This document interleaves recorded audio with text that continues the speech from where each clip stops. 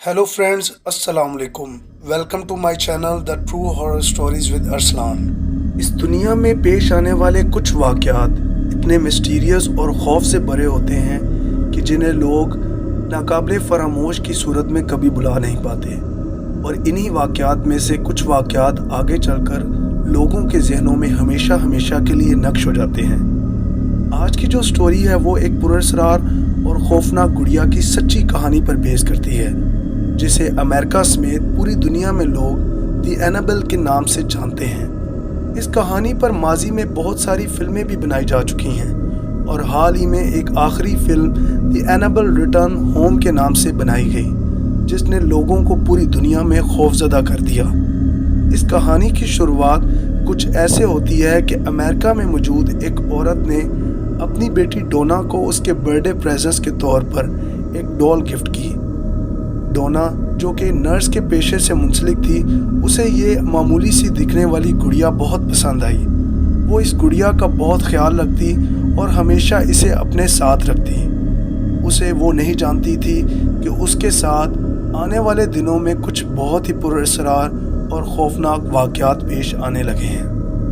डोना जैसे ही रात को इस गुड़िया को अपने सराने के नीचे रखकर सोती तो देर रात उसे ऐसा महसूस होता जैसे उसकी एक गुड़िया हल्की हल्की सी मूवमेंट करती है, और साथ ही साथ उसको ये महसूस होता जैसे मुख्तलिफ कमरों में घर के सरगोशियाँ सुनाई दे रही हैं। और ये सरगोशियाँ ना सिर्फ उसको उसके कान के पास सुनाई देती बल्कि उसको उसके कमरे के दूसरे हिस्सों में भी सुनाई देने लगी। इन्हीं वाक़यात के चलते हुए डोना अपने घर में बहुत खौफज़दा सी रहने लगी।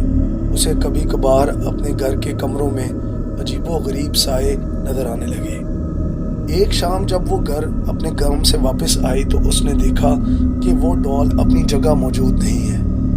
काफ़ी देर बाद तलाश किया तो उसे वो डॉल उसके घर के स्टोर रूम के दरवाजे के पास खून में बड़ी बहुत बुरी हालत में मिली। ये देखकर डोना बहुत डर गई और उसने डर के मारे घर के बाहर आकर अपने फियांसे को कॉल की और उसके साथ पेश आने वाले मामलात के बारे में बताया।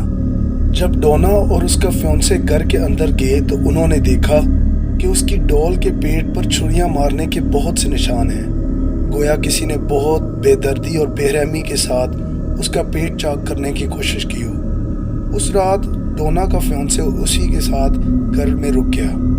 जब रात हुई तो उन्होंने उस डॉल को स्टोर रूम में बंद करके लॉक कर दिया। लेकिन देर रात डोना के फियांसे के साथ भी अजीबोगरीब वाक़या पेश आया। उसे ऐसा महसूस हुआ कि जैसे वही डॉल उसके सीने पर बैठकर उसका गला दबा रही है। इस वाक़ये के बाद उन्होंने किसी पैरानॉर्मल इन्वेस्टिगेटर को ये घर दिखाने का मशवरा दिया और उन्होंने उस वक्त के मशहूर paranormal investigator Ed and Warren Lawrence को बुलाया और कहा कि वो इस मामले की इन्वेस्टिगेशन खुद करें। जब उन्होंने इन्वेस्टिगेशन की तो उस इन्वेस्टिगेशन में ये बात सामने आई कि ये डॉल जो उस डोना के पास मौजूद है इस वक्त, वो डोना की डॉल पोजेस्ड हो चुकी है और इसी वजह से घर में मौजूद शैतानी असरात भी आ चुके हैं। इस वाक़ये के बाद डोना ने उस घर को सेल आउट कर दिया और वो कहीं और शिफ्ट हो गई, जबकि वो पोजेस्ड डॉल आज भी लॉरेंस अकल्ट म्यूज़ियम में मौजूद है, जिसे देखने के लिए बहुत से लोग उस म्यूज़ियम में जाया करते हैं। कहा जाता है कि ये डॉल आज भी ज़िंदा इंसानों की तरह सांस लेती है। खैर, इस वाक़ये में कितनी हकीकत है कितनी नहीं, अल्लाह ताला बेहतर जानता है।